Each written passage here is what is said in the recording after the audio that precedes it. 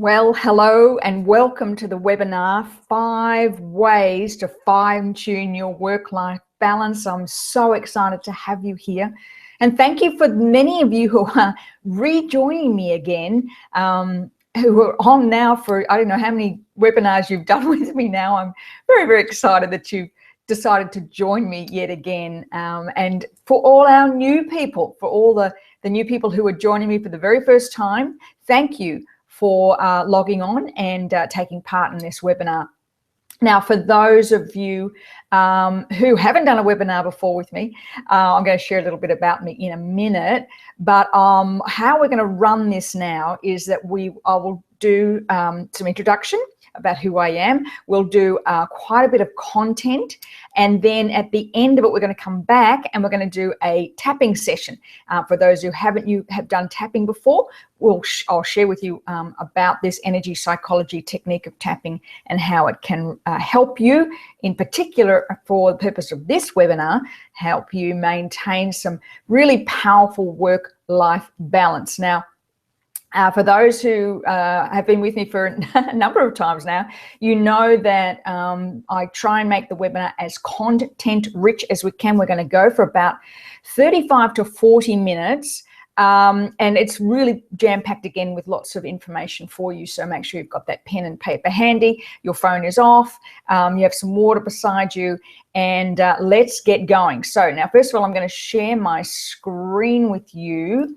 And we're going to get started. Okay, for those of you who have not met me before, let me share a little bit about me.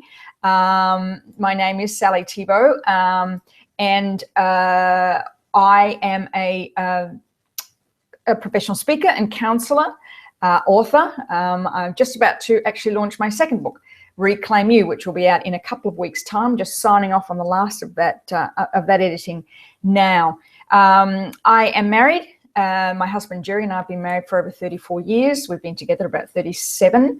And we have 3 adult children. David, who's our eldest, he lives in Canada with his fiancée Corinne, our middle daughter Alyssa, who lives in Sydney, and our youngest daughter Caitlin, who lives in Vancouver.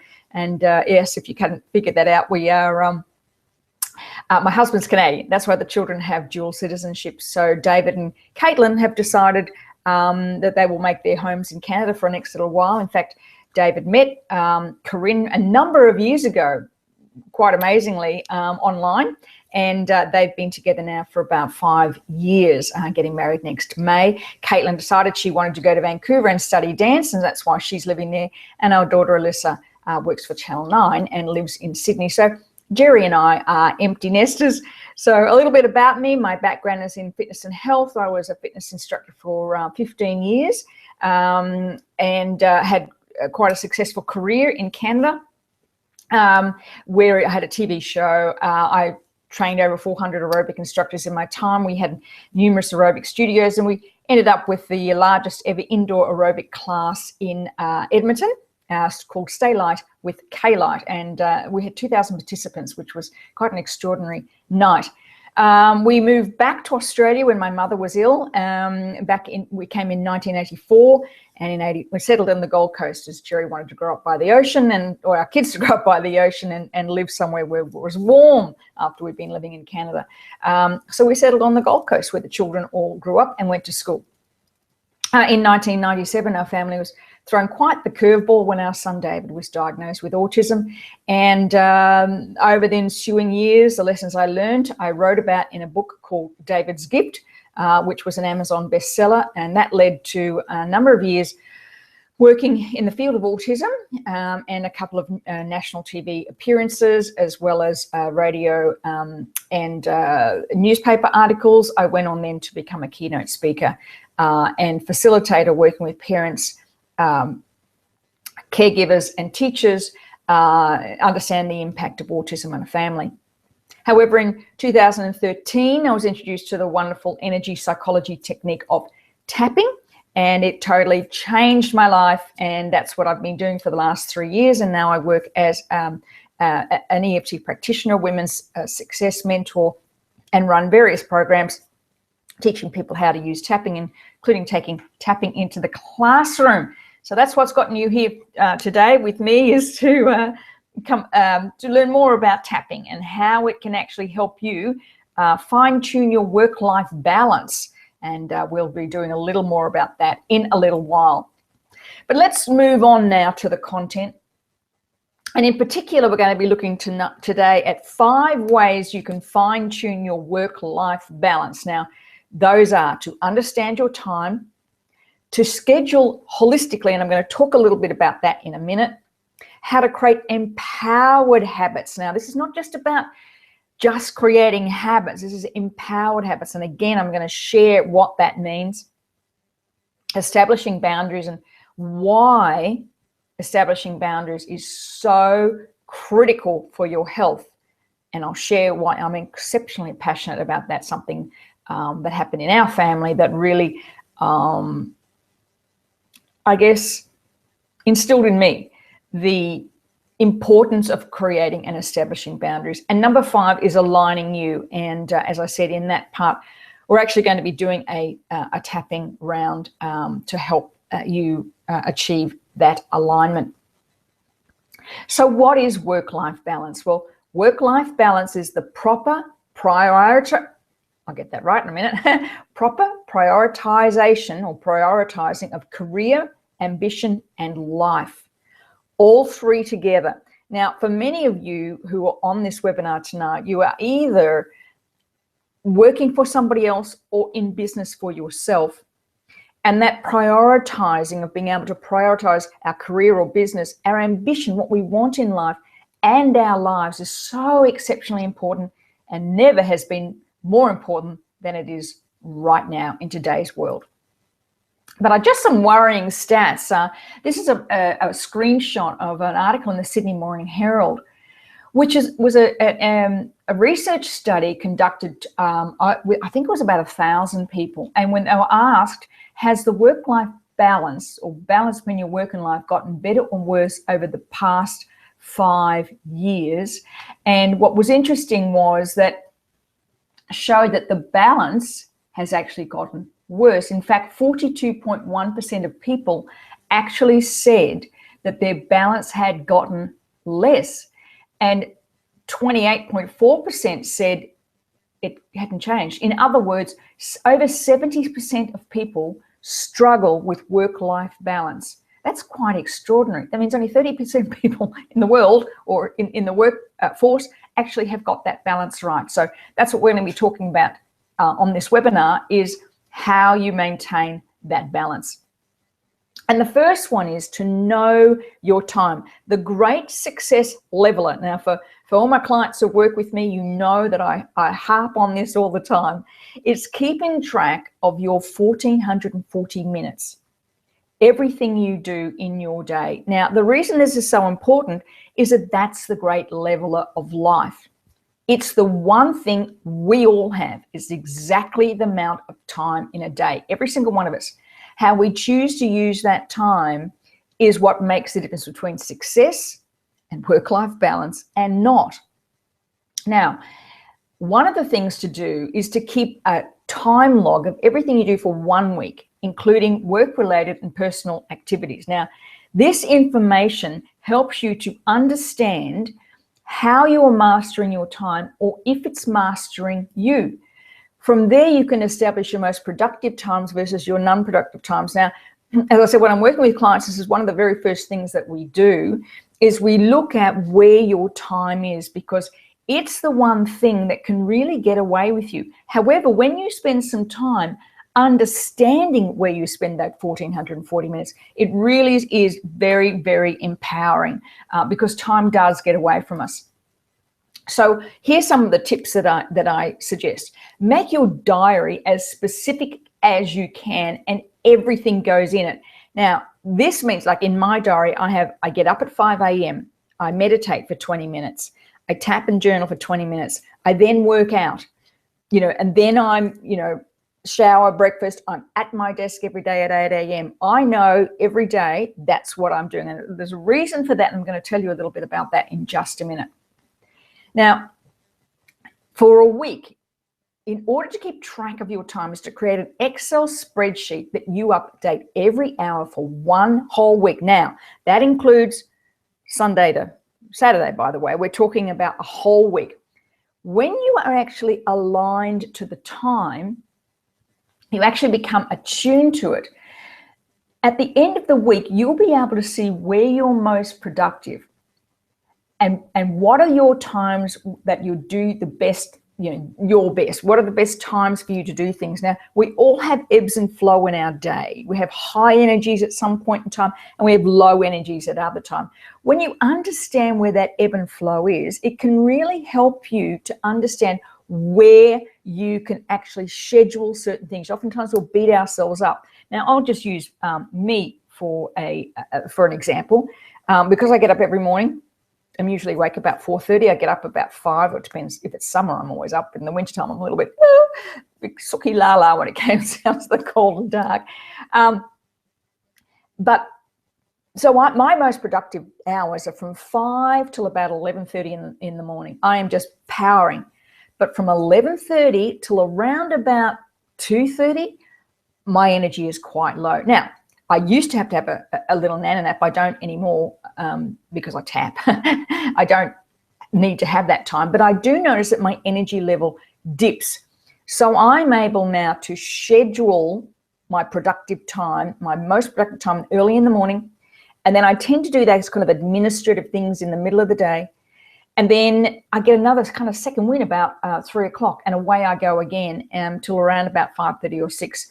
So what I've been able to do with my time is I've been able to schedule holistically. This is what I was talking about before, is about scheduling your time holistically, because I understand in realistic terms what I'm actually capable of.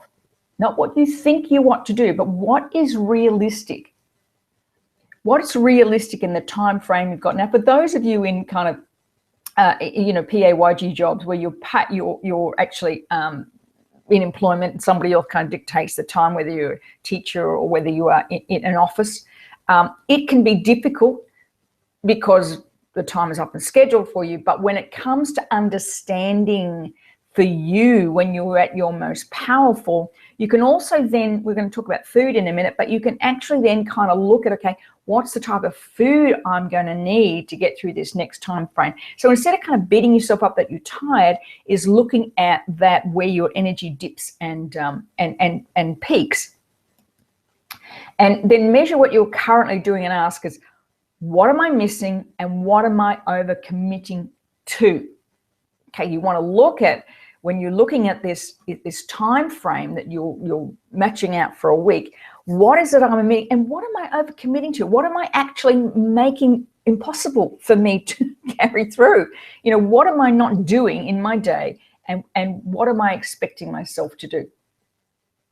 So first things first, in order to schedule holistically, is to schedule 10 to 20 minutes each day to create a list of things to do. Now, I'm a great list writer. I like to actually physically write a list every day. I have a little book that I carry around with me with all little tabs in it that I, put things like what I need to do for home, what I need to do for work, what I need to do for my book.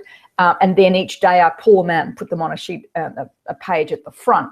A lot of people use Trello or some of those online scheduling things. They don't work for me because I am a kinesthetic. I like to write things down, cross them out. I know a lot of my business associates use something like Trello. And for those who don't know what Trello is, it's an online way of using boards to keep an eye on what you need to do. I don't find that works for me because I'm not a visual person. But it's looking at some ways that you can create a list of things you're going to do. Now, here, a great thing for me, and I've found for many of my clients, is to tick things off your list or put a list line through them, because it gives you a sense of fulfillment. When you see those things you've done and you've got a line through them, at least one anyway in your day, that makes you feel like you've achieved something. I also keep a record of how much water I drink and how much tea I drink in a day. I've got those at the top of my little to-do list, and I just mark them off. I want to try and drink at least 6 bottles of water a day, and I have about 3 or 4 cups of herb tea a day. just to make sure I keep my energy levels up and my fluid levels up, I mark those off as well. So for me, it's about achieving or making note of everything you do, because some days at the end of the day, I may have drunk 4 bottles of water a day and had 3 cups of tea, and that's about it. That's about all the things I feel like I've accomplished. But it's important. It's important for your brain to register things that you've done. And I never, ever, and I recommend this to my clients as well, don't ever leave your desk at your office without feeling a sense of gratitude for something you've achieved today. It's really important that at the end of every day you find something that you've done to feel grateful for. It's really important in this work-life balance, this whole concept of gratitude, which we cover quite extensively in when I'm working with clients, is the gratitude, because what gratitude does, it kind of grows, it gives you energy. And then spend 5 minutes before you leave your office glancing over a quick checklist for the next day. Now, I find this really important for me. Is just, okay, I didn't do that, let's pop that over on tomorrow. I'm grateful for the fact that what I've achieved. Okay, tomorrow's another day, and where am I going to find the time? Really important when I leave the office in a day, and my office is actually, in our house. But when I walk out that office and shut the door, I'm done. Because the next 2 or 3 hours are about spending time with my husband, chatting to my children, maybe watching some TV or reading a book or having dinner. And if I don't create that closed off, I'm finished. I've got things to do tomorrow, but right now we're going to talk about something other than work, because my husband and I work in the business together. It just establishes that true work-life balance, but it's got to come out of your head. That's what's really important when you write it down, or if you're using Trello or Google Calendar or whatever you're using, that you have some sense of tomorrow. It's finishing. I'm grateful for today. I'm going to finish what I've done and move on to the next thing. Now, we're going to talk about empowered habits, but I want to share two, to me, the most powerful words that can change your life are the words I choose. And again, my clients will be rolling their eyes in the back of their heads at the moment, because I hammer this home all the time when I'm working with them. What the words I choose can be the 2 of the most powerful words, because it puts you right in the driver's seat. So from here on in, whenever you're feeling overwhelmed, think about the words I choose. How do you choose to respond? What are you choosing to do? And we're going to talk now, we're going to move straight on now to the process of creating empowered habits. Things you choose. Your empowered habits are the things you choose. Now, so you go from tracking your 1,440 minutes in your day. So now is the time to create those empowered habits. So you track your what you do for a week. Look at your high points and low points. Check your to-do list. Check what's going on in your calendar, and see if you can find the pattern, because that's what it is. It's a pattern we fall into. So Stephen Covey, for those who don't know, wrote a book, 7 Habits of Highly Effective People, a real Bible when it comes to self-development.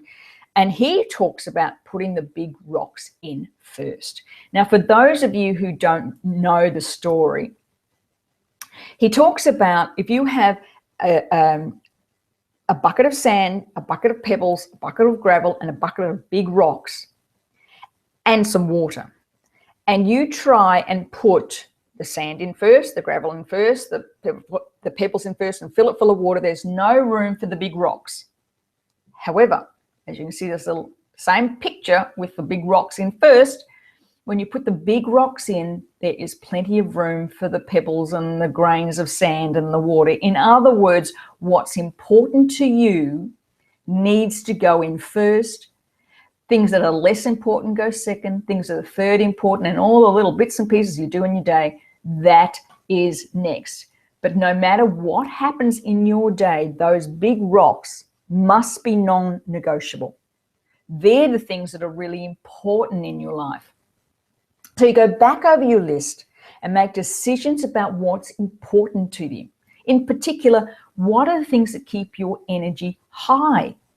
Now, for me, let's go back to what I'm talking about. For me, it's meditation, tapping, journaling, exercising, talking to my children at night, Jerry and I having, at least 2 hours together at night with the door to the office closed, because those are the things that are important. Because it doesn't matter what I do and it doesn't matter what I achieve in my life, but it certainly isn't going to be a whole success if I haven't got my health, my children, my relationship intact. Success would be pretty empty. So you look at what are the things that keep your energy high. So when you do that week-long audit, you will be able to see what keeps your energy levels high. But you also want to do an audit, for instance, of the types of food you eat. This is really important. And again, another thing that I work with my clients on, because when you understand how food makes you feel, your choices are so much better. When you eat something like a piece of bread, for instance, how does that make you feel? You won't know until you focus on it. You won't know until you become aware of it. How much coffee you drink, how much water you drink, all those things impact on your work-life balance, because if you are not drinking enough water, you feel dehydrated and you feel tired. And by the time you get to the end of the day, you've absolutely had it. If you've had too much coffee to drink instead of having water, you'll be wired, you'll be buzzing, but it's this awful feeling. It doesn't give you that sense of calmness. And what you eat is so important. I find for many clients I'm working with, they actually don't eat enough. That's really the bottom line. They actually don't eat enough. It's what they're eating that's really impacting on the way they think and what they feel, and in particular in creating that really good work-life balance. Excuse me. So the next thing is, what exercises are you doing? Excuse me just for a sec. So what exercises are you doing and how do they make you feel? Now, whilst I'm a great proponent of weight-bearing exercise, I also believe that the best exercise for you is actually the one you do. Now, exercise is exceptionally important in creating work-life balance because we sit way too much. Oh, shit. Oh.